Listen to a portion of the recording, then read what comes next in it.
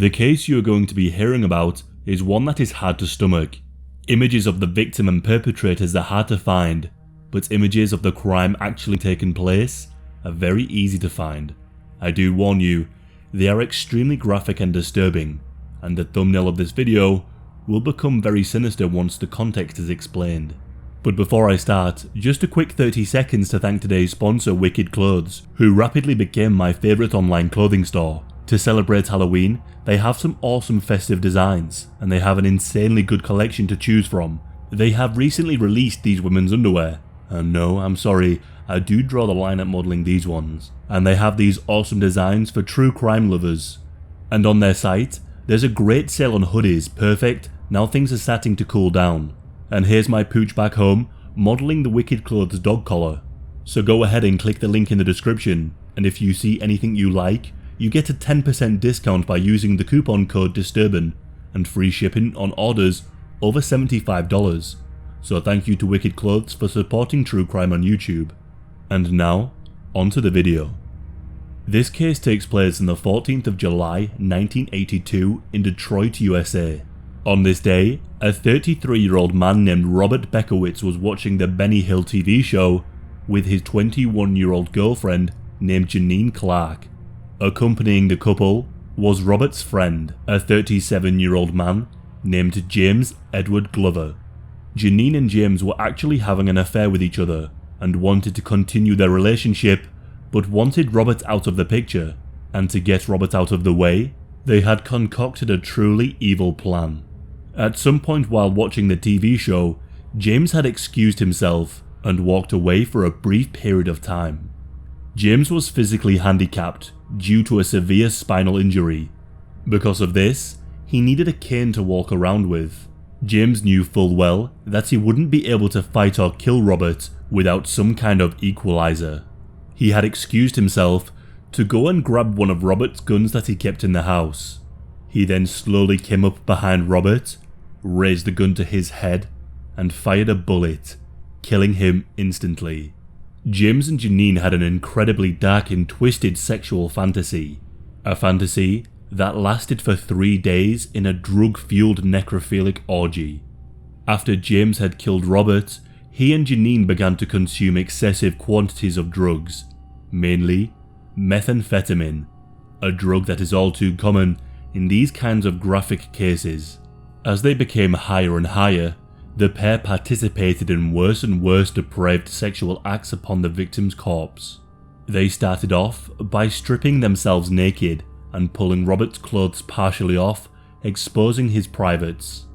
Jeannine then went to the kitchen to go and grab a kitchen knife and began to hack away at Robert's genitals. While she was cutting them off, she stopped briefly because James had pulled out a camera to capture the horrific moment. The image shows Jeannine sat on the sofa naked with a blank expression on her face. She is posing with a knife that is jammed into the open wound where Robert's genitals would have been. Robert's lifeless body is slumped on the sofa with his jeans round his ankles. The photograph is one of the most haunting things I've seen, but it gets a lot worse. They continue to pose Robert's corpse in various disturbing positions. The pair took turns posing with Robert's body, whilst mutilating him and cutting him up with an axe saw that James had borrowed from his mother. The next image in a series of photographs, James can be seen sat naked on the floor with a grin on his face. Robert's body is covered in blood and is now laid on what appears to be a wooden sheet. The picture is haunting enough until you look a little bit closer. James is smiling whilst shoving Robert's genitals into Robert's face. And now, we see the images where the axe saw was used. When you clicked on this video, you would have seen this image in the thumbnail of what appears to be an innocent woman smiling. You quite possibly thought she was even the victim. I of course cannot show you the full image for obvious reasons. Jeannine is the one smiling and posing in the thumbnail, as she saws her ex-partner's head from his shoulders. The next image shows Jeannine, but she is now done posing. With a saw in her hands, she is putting serious effort into decapitating Robert. The scene is truly gruesome. Jeannine and James took turns in decapitating the head as they both found it difficult to get through the bone. Another image is a haunting close-up of James smiling as he hacks into the neck. Another snapshot in the series shows Robert's body in pieces. His head has now been removed and is not in the shot. His left arm is partially sliced, but his legs have been fully removed. The sinister pair then began to prop Robert's dismembered body parts into poses that they found amusing. One photograph shows Robert's decapitated head on a chair with the big toe of his dismembered foot in his mouth. They then switched the foot for a dismembered hand and put the dismembered penis in the hand, with it going inside the mouth of Robert's decapitated head. They then got the finger of one of his dismembered hands and rammed it up his nose. And then finally, there's an image where Robert's feet are propped up on a stool in front of the sofa near the TV, where his feet would have been if he was alive and watching TV. All of this took place over a series of 3 days. In that time, Robert had been stabbed around 100 times and was cut up into a total of 14 pieces.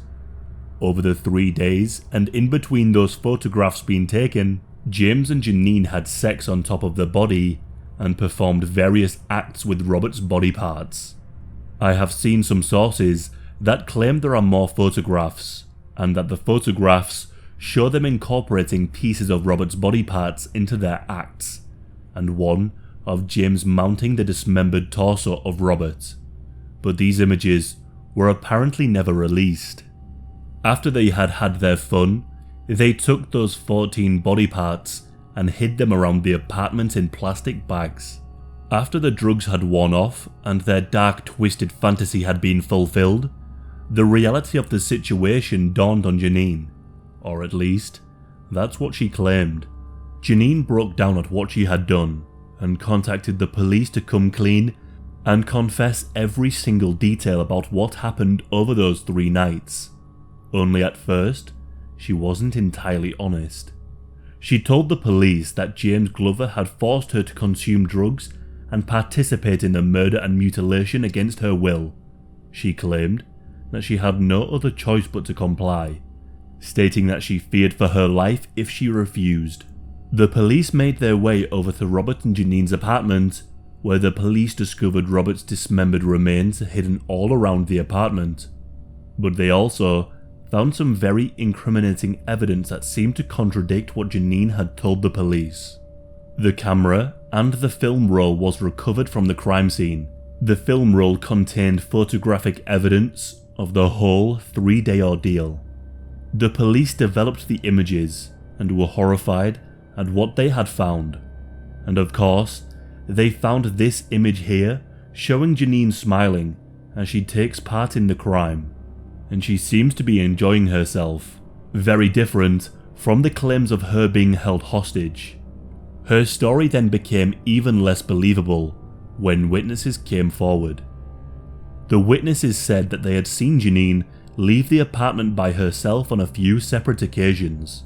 They also saw and heard her when she was locked out of the house in the early hours of the morning, where she screamed for James to let her back inside, waking up many members of the community. They even saw the two walking around in public at a garage sale. The police had arrested James. When they found him, he was in a deluded state from taking copious amounts of amphetamines. He was brought in, and Jeannine was held in custody until the trial began. During the trial, the prosecutor showed the photographs as evidence, proving that Jeannine enthusiastically joined in the dismembering of her boyfriend. They also brought up the witnesses who had seen her going back to her flat on her own, proving that she had many chances to flee but chose to remain with James for 3.5 days before contacting the police. The prosecutor stated in the trial, "No one is going to know all of what happened, but those photographs are graphic evidence of some things that did happen. Look at her face in the photographs, and what do you see? Fear, revulsion, disgust? I don't think you will find any of those things." He also pointed out the fact that James had spinal damage and needed a cane to walk, so if she was really held against her will, she could have easily overpowered him. Despite all of this, her defense team stuck to the claim that James had forced her to stay and pose with the photographs so he could use them to blackmail her. Jeannine gave her version of events that happened that night. She said she had been holding hands with Robert on the sofa when James shot him in the side of the head. She then claimed that James told her not to move or make any noise, and that she had to stay in her flat for a couple of days because he had to get rid of the body. She said she did not protest because she was afraid.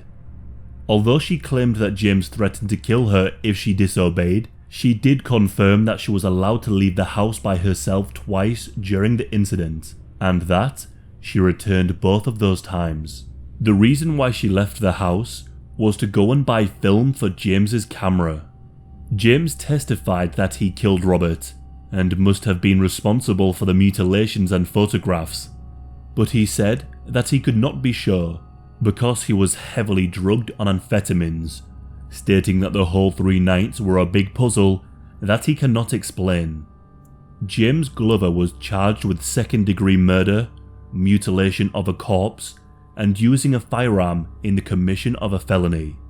Initially, he pleaded not guilty on the grounds of diminished responsibility due to mental incompetency. Because of this claim, he was assessed by the appropriate psychiatric teams, and he was deemed fit to stand trial.